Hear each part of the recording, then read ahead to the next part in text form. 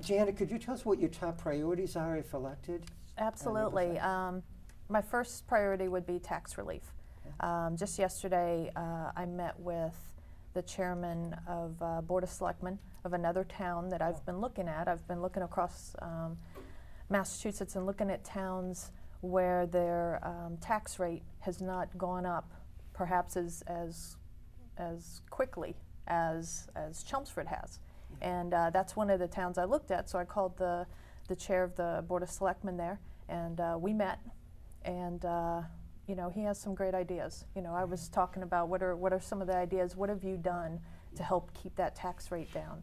And so anyways, you know, investigating that, and also one of the priorities would certainly be to fill the vacancy rate on commercial industrial space. We're currently at about 20% vacancy, and I'd love to see us put together a 3 to 5 year strategic plan, if you want to call it that, the Board of Selectmen would ultimately be held accountable, I think, to meet that target, whether it's, you know, a 10% vacancy rate, you know, 5%, whatever that is. But I think that would force the Board of Selectmen, the town manager, Evan Belansky, Director of Community Development, the Planning Board, and it would really force us all to work together to find out what it is that we need to do to become truly business friendly, and you know, help get companies into this town, and mostly help keep companies, you know, to stay here, you know, and expand their businesses, because that would increase our revenues. You know, what is it? Local businesses would be able to hire local people. We wouldn't have to travel out of town for jobs. They'd be eating at our restaurants, you know, shopping at our stores, and I think it'd be win for everybody in the community. And I'd also love to continue to focus. I think we've done a great job as a community preserving open space, and I'd love to continue that as well. Wonderful.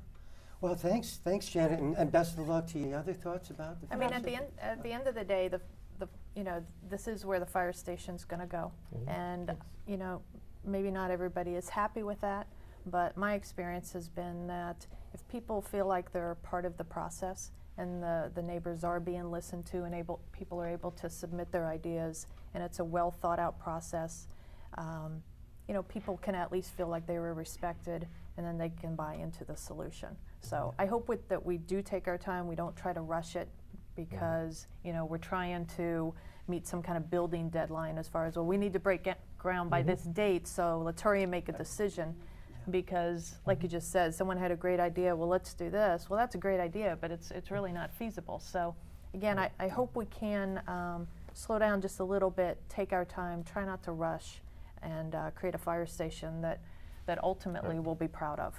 Yeah. I agree. That's absolutely. But we tend to, the Permanent Building Committee, as well as Paul, tends to push the envelope and get things done fast. So I don't know if that's. But that's where I think. But our process with the planning board, certainly, you know, we don't want to look like antagonists or that we're slowing anything down. But we are putting them through the same criteria we put the private developers through. So. Yeah, absolutely. As you should. Yeah, and that's your job. And I think us as citizens, if we feel like it is being rushed, perhaps that's where we need to voice our concerns and say, you know, please slow this down a little bit. Let's make sure that it's a very thoughtful process. Right. Yes. I agree. Were you going to say something about No, I the was fire just station? curious, in all this process, what's your opinion of both of you? Your opinion of the town manager? Oh, I just answered that last week. Oh, I missed it. I'm sorry. Go ahead. I don't get any local papers. You want to? Oh, okay. No, actually, I think I think Paul's doing a very good job. I think his heart is in Chelmsford, even though he doesn't live here, which to me isn't really a big deal. But I think he does, you know, he makes his decisions based on what he believes is the right answer for Chelmsford. What I would like to see more of is the Board of Selectmen giving direction to the town manager and holding him accountable for goals. Do you think that is just, you know, you have someone you're secure in their abilities and you kind of get lulled into that? He might be, you know what I mean? When you have someone who's running something very well, you know, having served on board of directors and such, you have someone who's running it very well, you have a certain level of comfort, and you don't maybe perhaps question them as much. But like you said, shame on you for not, you know, questioning everything. And it's not really questioning him. For example, the school committee with Dr. Christiano, the superintendent. We ask a lot of questions in the meetings, and that doesn't mean we question his abilities. He's on a performance compensation plan.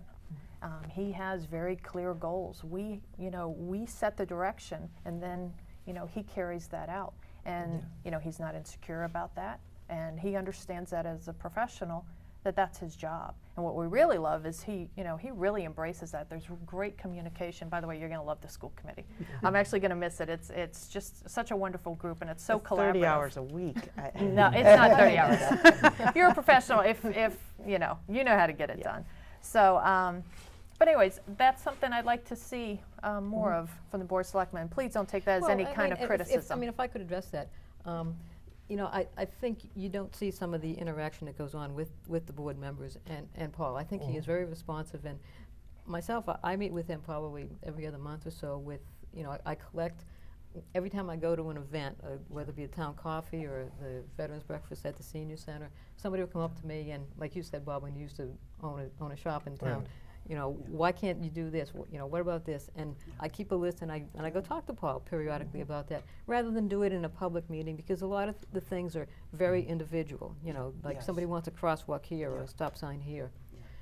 So he is very responsive in that regard. And as far as maybe asking more during meetings, we cover so many different topics.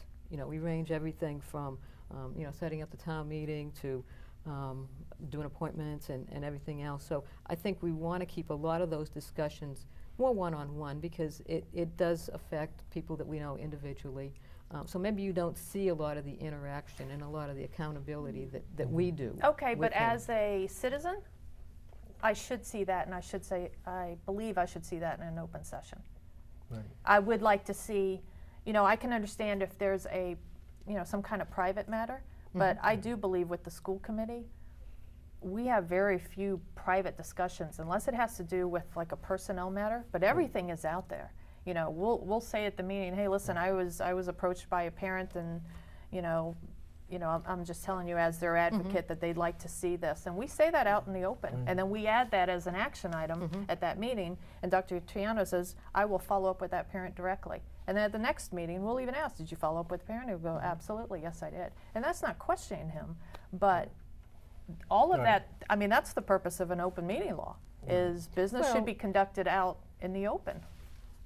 If there were 5 of us talking to him, I would agree with you. But if it's one-on-one, I guess that's just a philosophical difference. Yeah, absolutely. Well, and one other, if you don't mind, one other thing I'd like to see, and maybe you can provide some insight as to maybe why it doesn't happen, is, for example, the school committee, something we've insisted upon and happens now. Well, I shouldn't say we insisted upon, again, they gladly provided this. But every month we have a monthly condition of accounts. So on a line item basis, we look at that budget and we want to report what is going on with the budget. Do we have any concerns? Do we see any that aren't going to be fully funded at the end of the year? Do we see any going over budget? And that way at the end of the year there aren't any surprises. And honestly, on the town side, I'm always a little surprised when all of a sudden we hear, hey, we got $1 million left over. It's like, really? Did you not see that coming?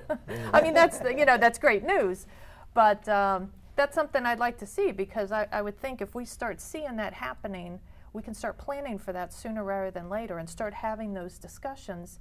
Hey, great, great news. Preliminarily, we could see we may have $750,000 to $1 million. $750,000 to $1 million left over at the end of the year. Let's start having some discussions about where we could strategically invest that, rather than this last minute almost argument we seem to have. Oh, why not give it back to the taxpayers? Well, absolutely, but see, those discussions need to happen collaborating with the town, all the different departments, and having that discussion rather than just you know, 1 or 2 presentations or discussions by the Board of Selectmen, and then it's a done deal, and we're told that's where the Right. money's going to go. When we come to town meeting. Yeah. Well, you're never told. I mean, town meeting does get the vote on it, so. Right. You know, Right. but we do get updates monthly from the town accountant on where the status of the accounts are. And that's in open session? No, that's just an email. And if there's something, I mean, don't laugh. I mean, if Oh, there's I something- have to laugh because I find it funny. That should Well, be posted, don't you I'm think? not laughing at you. I just find that a little humorous because, again, that comes to, as a citizen, I'd like to see that. Well, it is available. Okay. I don't know if it's actually posted on the website, if you do have to request it, but it definitely can be posted on the website. It should be. And if there's something that needs to, that, you know, our attention should be drawn to, it is. As far as the numbers coming at the end of the year, and you have, you know, $750,000 or $1 million, it's a cumulative on all the departments. So it's hard to tell where you might, you know, some of the things are seasonal. We don't know what's going to happen with the snow and ice. Right. So it's tough on that. We don't know what might happen with insurance. We know what might happen with, you know, some other unexpected events through the year. But I mean, you could say that on the school committee or on the school system side as well, and looking at that line item budget. You know, we could be saying, listen, with special education, which is a big part of that budget, we're not sure where we're going to be, but at least we can, you know, on a month-by-month basis, we're following that, and we're getting some advice from the business manager. So I know you're saying on a cumulative basis, you know, it may be hard to tell, but not actually. If you're looking at the line item, you're tracking where each department is you know, with their budget at any given time, and I think that's important. I I'd mean, like you do that at home, right? Right. So I'd why like wouldn't you to- do that in business as well? Yeah, Janet, do you have a campaign party coming up? Yes, it's a Friday night, March 15th, at Princeton Station from 6 to 10 p.m. Yeah. And would love everyone to be there. Great, and could you tell us what the ticket prices are? Well, it's a $10 suggested donation. Yeah. It's not mandatory, and you know, I can certainly, you know, if someone would like to donate more, that's certainly yeah. accepted as well. Great, great.